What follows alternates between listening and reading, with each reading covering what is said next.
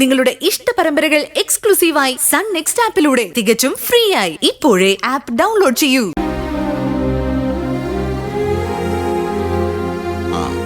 എങ്ങനെയുണ്ടല്ലോ? വേദനയുണ്ട്. അത് സാരമാക്കണ്ട.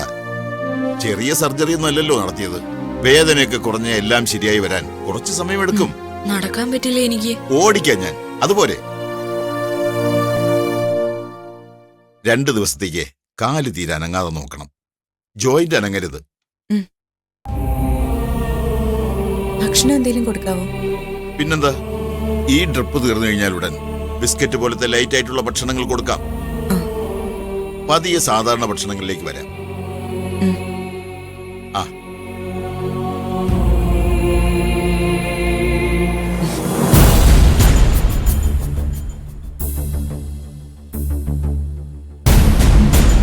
എങ്ങനെയുണ്ട് മോനെ?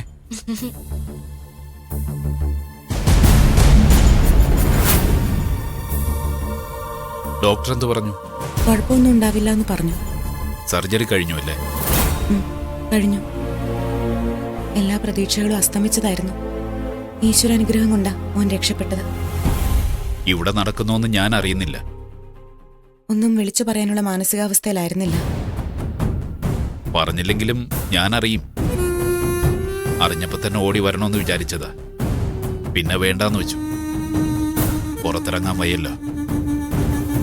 ആളുകൾ ഓരോന്ന് കുത്തി കുത്തി ചോദിക്കുമ്പോ അതിനൊക്കെ ഉത്തരം പറയണമല്ലോ.